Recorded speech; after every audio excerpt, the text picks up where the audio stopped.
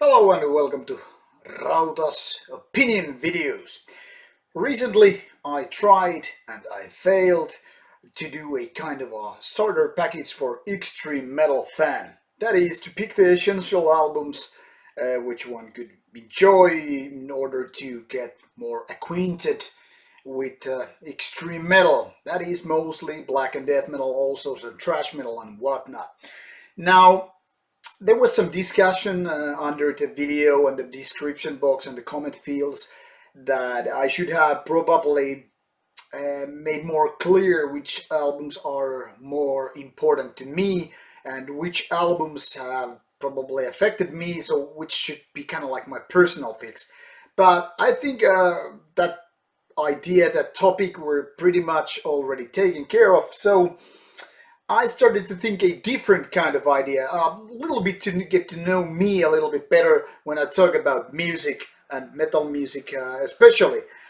So the name of the game of this video is which 10 albums I would pick on a trip to Deserted Island. That is, I could pick only one album from each band, one album from any certain genre, and that's it. So no double titles, no whatsoever. You know all these lists from lots of Facebook updates and whatnot, and like name your top 10 favorite films of all time or favorite albums and all that stuff.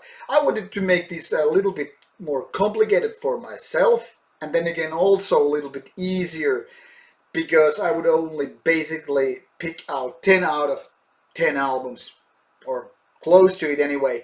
There are a couple of examples which doesn't actually fit these, so exceptions more like.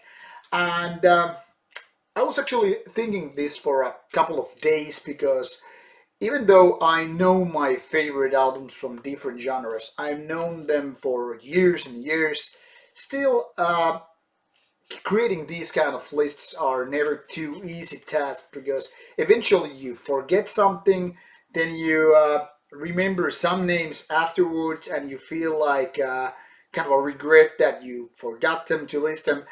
So I did a little bit of pondering, little bit of remembering these names, and then I actually wrote them down on a piece of paper, so I won't be forgetting, and I don't have to, alt tab on my computer screen. I can just pretty much enjoy some Russian type of, you know, uh, Imperial Pale Ale, but what the hell it was called? Uh, Russian, a Russian Imperial Stout. Here goes by Brewdog. Beer delivery, the fan sign. So let's start with the more obvious one. My favorite thrash metal album of all times, if I just had to pick one thrash metal album on that deserted island kind of a thing to listen to for the rest of my life. This comes to no surprise to anybody who knows me, and most likely to anybody who knows anything about thrash metal in general. That would be Rain in Blood. And I'm gonna try to give a little bit of points why that. Well, to be honest, to me it's as close to a perfect metal album as there is, or album in the first place. Tightly knit songs, perfect production, great lyrics, great vocals, everything just, fits where they should be. Less than 30 minutes of pure audio pleasure. What can I say? The best thrash metal album of all time. Just wonderful piece of release. Um, Now, when it comes to heavy metal, I must mention Wasp, their second album, The Last Command. And now some people are peculiar, like, why not the debut album? It has all the shock rock values, it is so much more badass and whatnot. Well, it would be a good choice. I really like the debut album as well.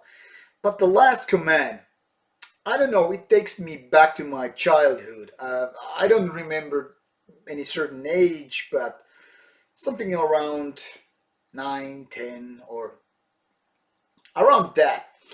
There was a time when bands like Mötley Crüe, Kiss, Twisted Sister, and all those became like apparent to me, and Wasp was just, a little bit better than most. But it took until my adult years when I started to really like what Wasp was doing. You know, all the lyrics, all the details in music. I mean, there are some cheesy things like Wild Child, but come on, it's like a perfect heavy metal ballad. Not ballad, but heavy metal song. It's not so dude, guy, bro kind of stuff as Manowar, which I also like a lot. But I mean, doesn't matter if it's a little bit cheesy, because some of those lyrics which are on the album are just great lyric writing. Cries in the Night, for example. One of my good friends actually, uh, many years ago, told me about this song and why he thinks it's such a great song. I mean, it's clear that Blackie Lawless is such a great songwriter, lyrics writer, and I like his voice a lot. I mean, that album has gone through many years with me, and well, that would be my pick for heavy metal album.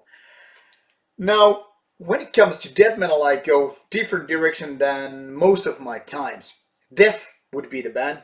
Obvious to me, not so obvious to many others. Some would go for Morbid Angel, Cannibal Corpse, and whatnot. But Death has always had a really special place in my heart. I probably should make a kind of a worst to best kind of list, and that would be Death. Because they never made a mediocre album. Everything they made is basically golden, but their best moments, in my opinion, are on the album called Symbolic. And the reason is this: it's once again one of those perfect production albums. Great guitar playing, great drums, just perfect production, awesome vocals, and the technicality versus the grooviness, the melodies, the guitar solos, just everything is like wow. I mean, it wasn't my original Death favorite. That would be Leprosy or even Scream Bloody Gore. But I don't know, Symbolic is just something, a grower in the capital G. It took me many years to kind of understand, or at least get the idea of understanding that album. And for such reason, it is my favorite, my go-to Death album. I mean, I'm a tech kind of a fanatic, tech porn when it comes to, you know, awesome playing skills. Well, what can I say? I have a soft spot for that. Now, when it comes to black metal, then again, I go to a different direction. It might be just as well Ildiarn, but obviously it's not. It's not even Burzum, it's not Mayhem. And then you start wondering, so what it is? Well, those of you who have been following the channel for long enough pretty much already know the answer, and that is Dark Throne. And of all the albums, well, there would be kind of a strong competition for the number one spot. But then again, it's very obvious to me, and it's Under a Funeral Moon. Once again, the production is great, but not the same way as with Wasp, Slayer, Death, and some of the bands I'm going to list later on. It's so raw, it's so unhumane, it's violent, it's just, you know, noisy, and the riffs are just magnificent. And the vocals, well, Panzerfaust, probably by Dark Throne again, has better black metal vocals. Some people hate it, I know. But to me, they are just awesome. Nocturne Kulu at his peak moments, peak years, we could say, just killed it. No band comes even close. Well, Burzum is pretty damn awesome. Same goes for some Gore Curve albums and whatnot, but Dark Throne, special place. Well, actually here's the heart. Then again, maybe it should belong to the other side. So we've gathered now thrash metal, death metal, heavy metal, black metal. What else is there, you might ask? And now we go to a more kind of a sub-genre thing. Most people just want to know the first ones and then skip and go home. I need to mention Bathory. Bathory made great black metal releases, but at its peak moments, I think it reached with its so-called whiting metal, which of the genre or subgenre, it was one of the pioneers. And of all albums, I wouldn't say Twilight of the Gods, even though some people would maybe suggest that one, or Blood and Ice, but Hammerheart. I think it's just awesome. The atmosphere of the album is just overwhelming. Some really great songs, and probably my favorite Bathory tracks are on that album. I don't know, there's something so special. it wasn't one of those albums which I found around my teenage years. So it was definitely one of those albums that I got into adult years. And I know Gordon is not very good, very talented vocalist, but the music he made, god damn it.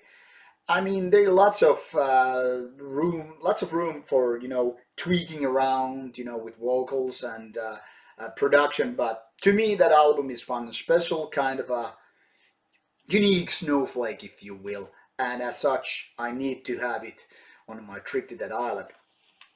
Now, one special band, or actually one special album from Sweden, I also need to say. This is not so much my favorite band or a good band, but this particular album is one of those perfect albums, or as close as a perfect can be. One of those 10 out of 10 albums. That would be Slaughter of the Soul by At the Gates. Now you must think like, what the hell? It's not that good of an album, but to me it is. Really cold sound. The production is just, freezing, even more than many black metal albums. And the lyrics are more hateful, something that I could feel, strong bond, or at least when I was younger, I could, when it was more hateful. Nowadays, I'm too zen to give a damn. But back in the mid 90s, I think it was 1996 when I found the album through actually a radio metal show in Finland. It was just this overwhelming feeling, and through the years, whenever I listened to more and more and more, I just fell in love more and more with the album. And well, there's a classic review out of that, as well as the Dark Thrones Under a Funeral Moon album. So basically, I won't be repeating here myself more than that. Just to me, it's an insane classic album, just top notch. And it's weird because no other album by the band gets even close. I mean, they have done great music, but Slaughter of the Soul, it's right over there. Also from Sweden, and this must be now like third band in a row, Dissection, Storm of the Light Bane. Already like mid 90s, 95 I think. One of my first black metal or black metal related albums of all time.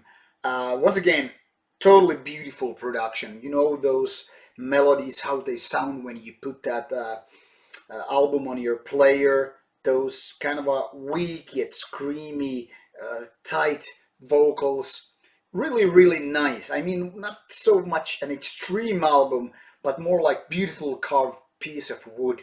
Very, very different from Dark Throne and very different from the At the Gates album. But I mean, to me, it's like the epitome of melodic Swedish metal, or melodic metal in the first place. I mean, there are only a handful of albums being this melodic, which I just cherish. But Storm of the Lightsbane is definitely one of those albums. It has been going with me more than 20 years, and I still love it. Really, really good album. And now I've basically, covered all the necessary genres, but there are two albums left, and even if I gave you I don't know, actually three albums left, even if I gave you like 1,000 guesses, you probably wouldn't guess these ones. So I wanted to save them for the last part. Now, one oddball for me was a band that I started to like in 2005. I actually remember this particularly clear because it was the first time I got to see the band on a big stage, or first time in general. And prior to that, I wouldn't be liking this band. I mean, I thought that always they didn't sound that well. But when Rammstein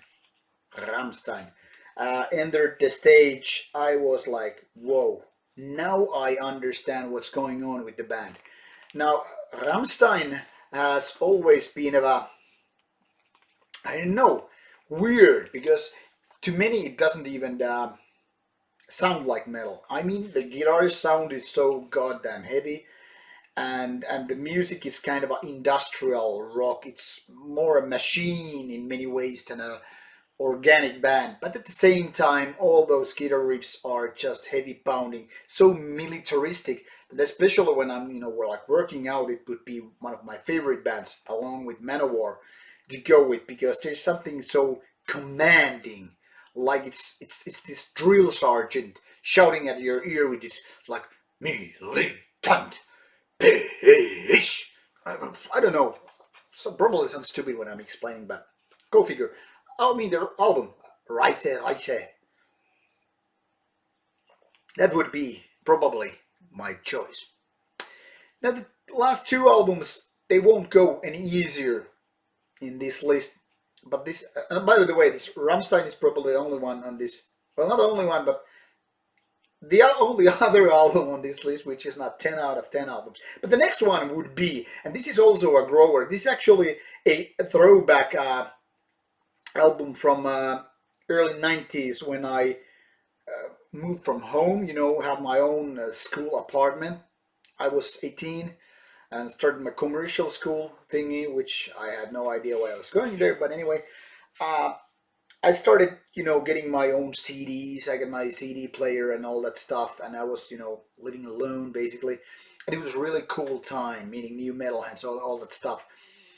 And one of the bands that got stuck with me from the elementary school years was Suicidal Tendencies, which I had just witnessed in 1992 for the first time, warming up for Metallica. I was 17 and I was like, oh, this band is so cool. But Metallica was my, thing. But so I had this kind of warm feeling towards Suicidal Tendencies. And among the first CDs, I think, was an album called The Art of Rebellion. Kind of a crossover, so I wouldn't actually label it as a heavy metal album, but not then again a thrash metal album, because it has all these crazy different styles at the same time. I mean, basically there are lots of thrash riffs, but as general, in general, it's not really a thrash metal album. I couldn't just basically describe it better than a crossover album. But the album was such a grower that it took me years and years, much like Symbolic, but maybe even more than that. That became one of my real favorites. And it's also one of those albums that actually has really strong lyrics, something that I felt really personal, as if some of those were written by me or for me. That is something that is really hard to basically put in a short ways briefly, because that would take a whole lot of video time, so I won't go there. But I mean, there's such great things on that album, even single riffs, the kind of a level of sarcasm, and also to the point kind of views, yet not the music be so aggressive. There's some happy songs like I'll Hate You Better, which is a song about hate and revenge, but it sounds kind of a happy song. I love the contrast. It's really hard to explain it to you unless you have heard the album. And I know most of you won't bother. It's not your cup of tea. You just want your daily dose of black metal, death metal, or whatever. So as such, it probably won't appeal to you. But to me, it's one of the most important personal albums of all time. And it's also the reason why I'm kind of a strong Suicidal Tendencies fan. There are other good albums as well, but this one would be my favorite. Now, the final question is, what is left? What would be the album, the 10th album I would take on that island? Well, to be honest, I decided it wouldn't be a metal album. It could be, a dark ambient album. It could be a movie soundtrack. Or it could be something from genres I didn't cover. For example, it could be a Turbo Negro album, because I kind of like their death punk, rock and roll kind of stuff. But it's actually a Pink Floyd album. And that is also a thing which probably needs a longer story time session. But it all goes back to my youth. And now the screen is getting blurry because of the automatic zoom, but I guess it fits the theme with Pink Floyd.